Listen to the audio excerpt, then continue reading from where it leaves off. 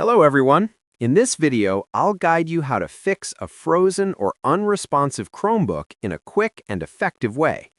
If your screen is stuck and nothing is working, start by pressing and holding the power button for about 10 seconds until the Chromebook shuts down completely.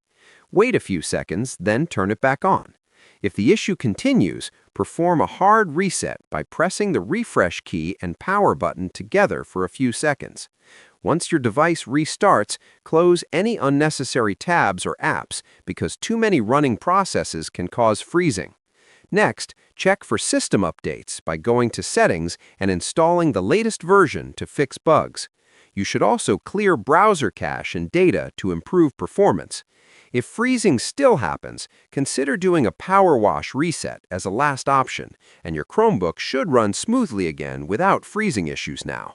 Subscribe the channel for more videos.